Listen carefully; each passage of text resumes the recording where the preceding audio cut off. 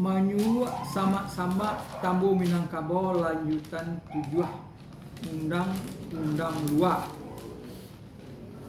Secara umum telah diuraikan sekitar masalah hukum sagalo pangulu pertiapan suku menurut Tambo Minangkabau. Namun masih perlu juga diberikan ulasan agak lebih rinci tentang kaidah-kaidah yang dijadikan semacam pasal-pasal dari ketentuan hukum adat dimaksud. Apalagi selain ini dikenal pula adanya undang-undang dalam nagari yang memperlihatkan kemiripan pasal-pasalnya. Karena pada hematnya kaidah-kaidah yang dimuat sebagai ketentuan hukum sagalo pangulu di setiap suku masyarakat Minangkabau, setiap pasal-pasalnya tidak memuat rinci kesalahan serta garis besarnya dan diiringi sekaligus dengan sanksi hukum atasnya, sama seperti yang terdapat pada undang dalam nagari. Juga sama sifatnya dengan perundangan modern masa kini. Di siko juga terlihat sifat aktif dari para pengulu suku dalam fungsinya sebagai penegak hukum, sebagaimana fungsi hakim modern dalam peradilan pidana.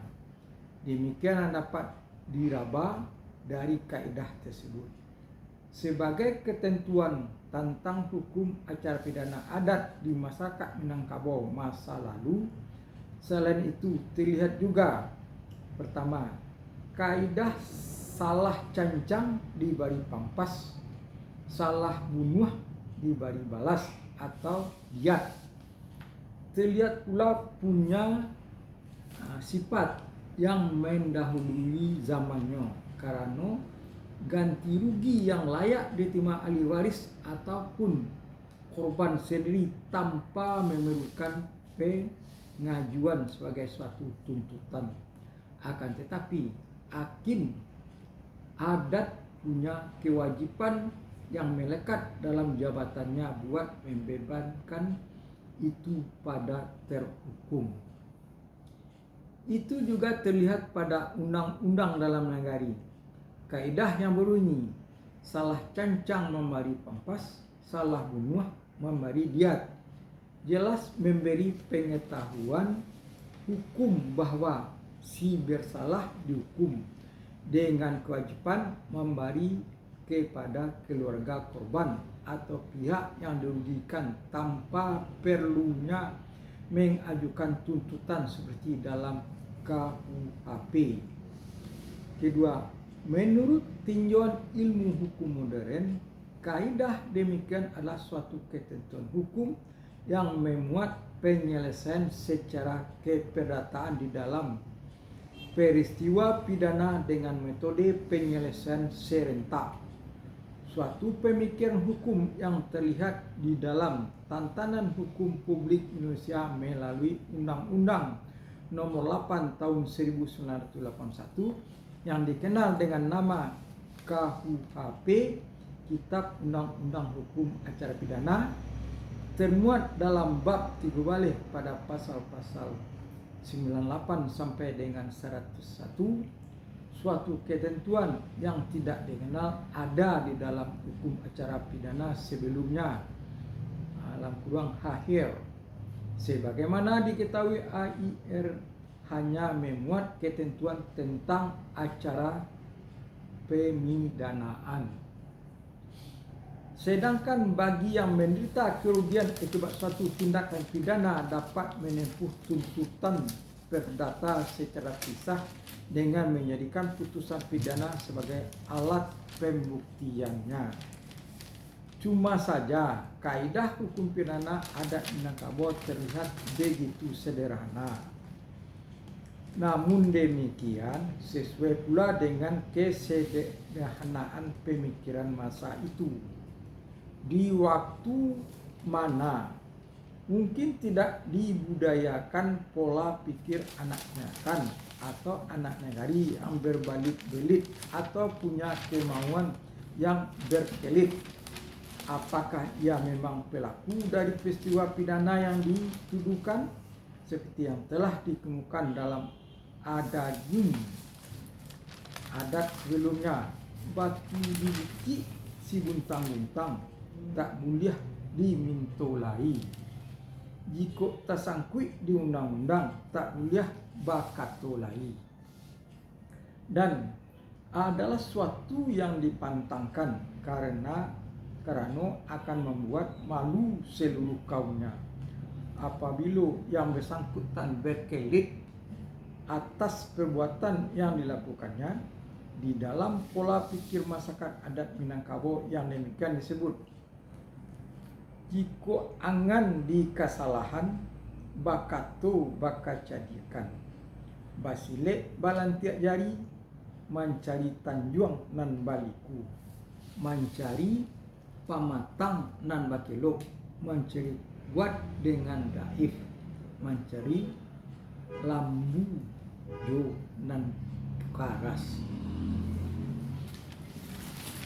Sebab bila masyarakat adat Minangkabau adalah suatu kewajiban moral yang selalu diajarkan dan dicontohkan oleh nenek mamaknya untuk menegakkan hukum dan keadilan sebagaimana yang dibutuhkan.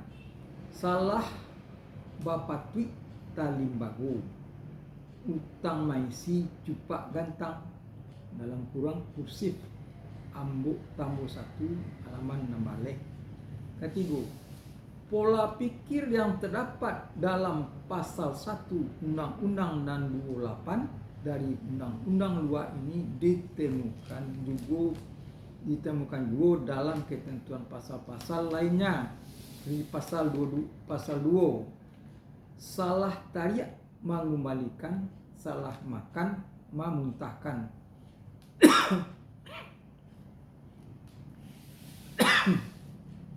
Pada pasal 3 surut sasek surut salah tobat. Juga pada pasal 4, 5, 6 dan 7 dan 8 sehingga demikianlah pada ematnya. Undang nan 28 iko dapat dipersamakan dengan hukum acara pidana yang jadi pegangan bagi segala penghulu partiapan suku masyarakat adat Minangkabau di masa lalu. Sekarang entahlah yang sebenarnya dapat terus dipakai sebagai pola pikir bermasyarakat. Kampe memperhatikan kaedah hukum acara pidana adat Minangkabau tersebut yang memuat hukum berupa pidana badan dan atau denda atau setidaknya kewajiban menyatakan maaf dapat dikatakan sebagai pengambil alihan secara istibat dari hukum pidana Islam seperti disebutkan dalam firman Allah SWT dalam Quran surat 2-158 dan 179 yang secara umum sering disebut sebagai hukum qisas. Akan tetapi di dalam hak qisas tersebut yang ditetapkan sebagai suatu hak ahli waris atau keluarga si korban dan merupakan hukum pokok buat melakukan tindakan balasan dalam bentuk yang sepadan. Namun secara tegas dan jelas juga terlihat mengandung saran kepada para ahli waris atau keluarga korban untuk memberi maaf kepada pelaku dalam suatu kalimat yang berselubung yang intinya adalah tentang kemungkinan lebih salahnya perbuatan menjalankan hak qisas karena bukan tidak mungkin si korban lebih dahulu telah berbuat suatu yang secara hukum patut menerima pembalasan dalam kurang qisas. Tentang ini Allah SWT memakai kalimat peringatan kepada keluarga atau ahli waris korban. Walakum fi qisasi hayatun ya ulil albab la'allakum tattaqun.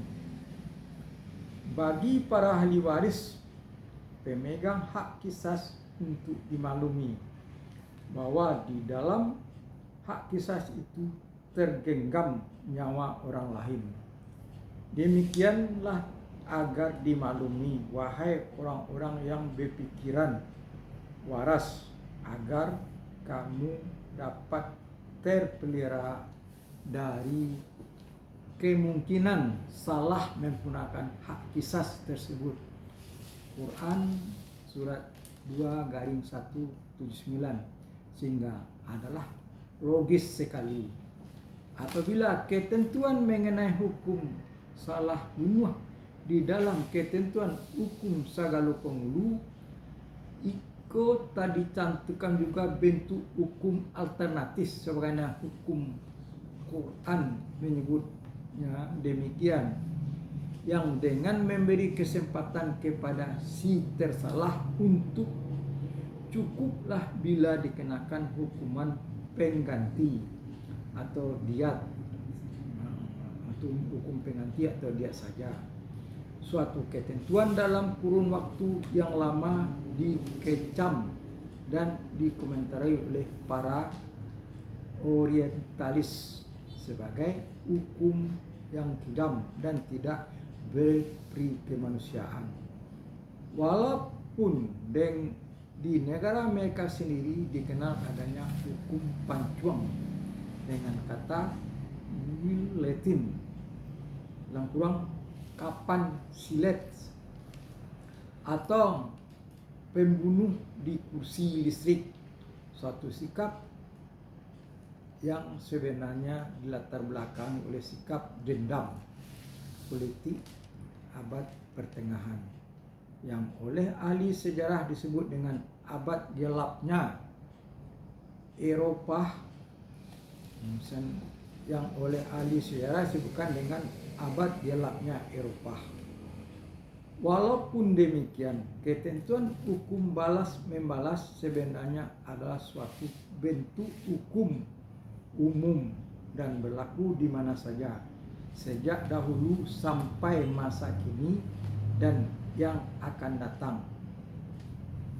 Ia menjelma dalam kasus-kasus perdata, pidana dan politik antar bangsa dunia, saling usir diplomat. Satu contoh, di abad modern ini juga politik embargo, baik senjata, ekonomi, bahkan bantuan kemanusiaan yang kini dilakukan Yahudi Zionis Israel di luar Palestina yang didudukinya.